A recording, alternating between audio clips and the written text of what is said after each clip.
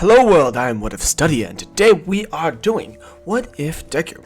What if Class 1A had been Isakai? We will not continue with Deku. We will be continuing with Asui, working on her garden, watering her plants, and just doing general cherry picking among the populace. She loves the normal life. Something does feel amiss, however. Even though she doesn't love doing what the others do, she does find joy in the simple things. The animals around her, and when it started raining, well, there was a certain frog that came out to follow her around. He was so cute, she wanted to hug him, however, he didn't know if it was poisonous or not. So on the day that the others came back to town, Bakugo walks into her garden. His energy, it seems, much more different. Much more, even more explosive, she should say. It's like some sort of thing has tainted it, almost. Not in certain bad ways, but in a chaotic way. And then also enters Kirishima. They both look much more stalwart than they were before. They've clearly been on multiple quests since the last time they had talked. Ochako quickly falls behind and quickly gives her a girl hug for old time's sake as they both giggle and return back to their original positions. As Bakugo says, "So you've been just sticking around here your whole life? I can't believe you'd do something so boring. You were given skills." "Actually, no, I was not given skills, Bakugo. And, rude. I quite love the quiet life, mind you." Whatever. As, Ochako's just like, "You tell him. I'd much rather stay here and just be, a normal girl again. However, after defeating a dragon, multiple people, a lot of people start to, take notice when you get into rooms." She says, "A dragon? That's incredible." She's like, it's nothing. We're part of a 50-man raid anyways. We barely did anything." Bakugo's like, "I got to kill it." As Kirishima's like, "I supported." She's like, "Well, that's good. That's good for all." She returns back to watering her plants as Bakugo then crouches down in front of the frog, saying, "The hell's this thing looking at?" As he flicks the forehead of it, it just kind of still stands there and continuously stares at Asui. Asui's like, "Oh, that's right. I was going to ask you, Ochako. What is this thing? You must know something about it." As she's like, "I do sense some sort of power coming from it." Very interesting. As she starts to put her hand on top of the head of the frog, suddenly they hear war horns as they're like, "The legendary warrior has returned." They're like, "Oh, that's our cue." They all return back to the center of the town as a huge festival is being held for the return of all the heroes. Asui, of course, has gotten good with all the local businesses and actually gets them a lot of drinks and food for free. All of them are there except for, what was his name? Todoroki. Todoroki is fashionably late. However, surfs in on ice magic, sliding in. As he says, "I'm sorry for being late, Aizawa." As Aizawa's, at the front gate just making sure that everybody's okay. He's like, "It's fine. What was the problem?" He's like, "Oh, nothing. Just a couple thugs." And he grabs onto Todoroki's arm and puts it up and sees the scars that are on his arm that extend all the way up. As he says, "A lot of thugs, hey." Todoroki says, "Yes, a lot of thugs, alright?" Can't believe I'm telling you this anyways. Yeah, they've been hunting me down since yesterday. Since you made it in town? No, on the outskirts. Well, let's hope that they'll reconsider their position after tonight. As, Aizawa just walks back into darkness. Todoroki's like, I should have thanked him before he left. What is this world doing to me anyways? Is it because I'm far away from my father now that I'm changing in such ways? I'm actually enjoying the way of the sword. Bakugo suddenly comes up behind him and like slaps him in the back, like basically 5-stars him with like explosive power. He's like, "Sup, bro? It's been a while. Come on, enjoy the festivities." He's like, "Well, aren't you happy?" Yeah. I mean, we're almost 18 in this reality, and they don't put restrictions on alcoholism. I can drink my life away. Todoroki's like, that's great. I got exams tomorrow, so I can't exactly be. And he's like, you freaking tart. It's got to be an insult somewhere, right? They all gather around, a fire, as everybody's having quite a nice time. Until, All Might's like, well, the front line's been great. As they're all like, oh yeah, that's right. The whole war that's going on. They had almost forgotten. It's been such a nice time, just being with everybody. And All Might's like, yeah, we're actually running out of. We're doing great. We're pushing back the people. However, there's a supreme lack of rations coming from Island. And they're like, well, who are these Island people? And he's like, well, from what I hear, their warrior king is a wielder of fire magic. He has a great potential and also is trained in martial arts. He's sort of taken a tyrannical rule of Island and is now basically just hosting it like it's his own prize. So, yeah, everybody's like, wow, that's intense. They all, he's like, I'm sorry for stopping your, festivities. Let them begin! As, what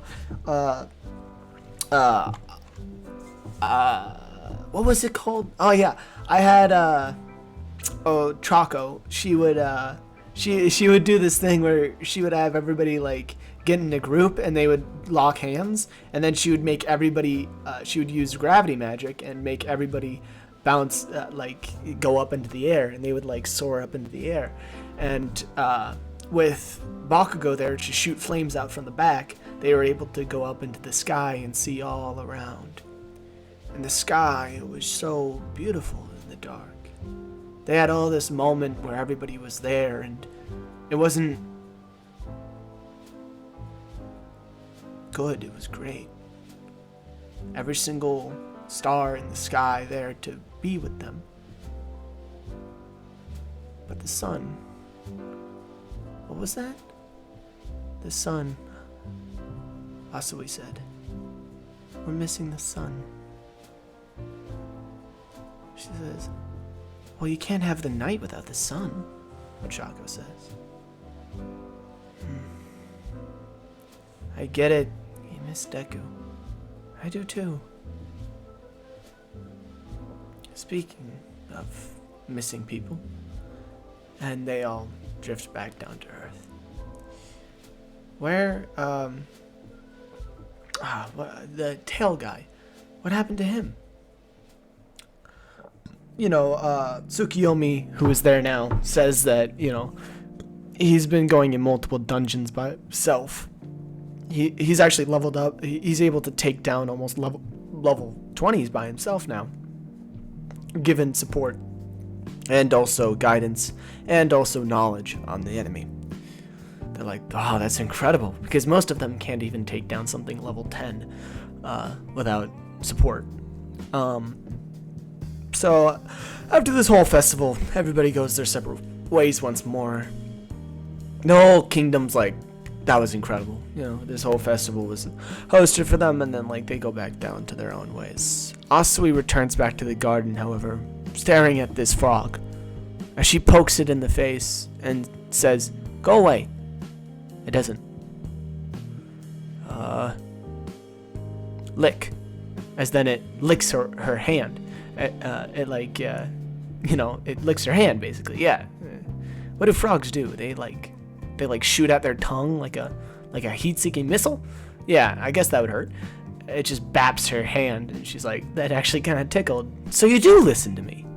She then starts commanding it to like do different stuff around the house, and she over time makes this her familiar.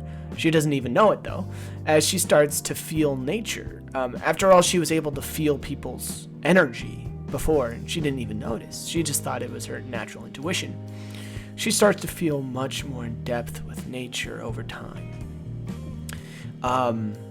She had this before, and as her different plants grow even faster and overgrown, taking over quite a lot of land, she goes out into the forest looking for new plots of land to take for her own, until she remembers about what they had all seen. The great world tree. Its leaves had all fallen, even though it was only summer. She goes up to the world tree and puts her hand onto it and closes her eyes and feels for just a second. All she hears is pain. I don't know how much longer I can take. And Asui's like, "Whoa, what was that? Who's there?" The mother tree comes out. "You can hear me?" She's like, yes? And they start talking. The mother tree explains her situation. And Asui says, "That's horrible. I'm not an adventurer myself, but there are quite a lot of adventurers that I know. They've all left town, however." As the mother tree's disappointed. She's slowly dying on her last stages. The mother, "If I die, this world's last defense will be destroyed. All the monsters inside of me will break out and take over the world. You have to find someone that can help." Asui thinks about this for hundreds of days. She starts to become actually a druid. People start to think of her as a druid. After all, she lives out in the woods now. Until a man falls down from the world tree and falls onto her, dislocating her shoulder. His cloaked face, she was unable to see who the man was. However, she was knocked out swiftly from it. She wakes back up in a hut that was made out of sticks. As a man finally shows himself. It was Ojiro. The tailed massacre, his name was now. He was trying to get into the labyrinth, however, he was way too big, he explains. "He must be Asui, right?" I think it was, at least. "Yes, I'm Asui. Ojiro, my god! It's been so long!" They start reconnecting. And before she's able to tell him to go into the place, she thinks back to a campfire story that they were telling. The nightmare of the dungeon. Of the Ellis Forest dungeon. The World Tree dungeon. And it was a tale told by one of the town guards there. About how some of their forces had gone into the dungeon. They had found out about the burning of the World Tree, where people had forced their way through and were hunting them down. However, they found no bodies, no nothing. Once they came to a totem, all of their men had been lost. He was the only survivor. And then once he crossed into the portal that was left over, he was standing face to face with a pale man. His coat draped over his arms, tentacles writhing from the back of him, and his blank face, unmoving, unchanging, stared at him, just staring, no moving. The absolute fear that struck into him paralyzed his legs, but he still found a way to fall down on his ass, falling back through the portal. The exact level of this creature, it said question mark, question mark, question mark. He couldn't even look at the level. He must be so powerful that he couldn't see. And he stands there today at the campfire, telling this story. All of the people that had been talking, that had been at the campfire, all of the heroes, everybody was like, wow, that's insane. To think about something that powerful. Ashido talks with Ojiro about this. What could that have been? Who could that have been? No one knows. But thank you so much for watching. I'll be sure to get out a second episode, and that will be quite the adventure. Goodbye.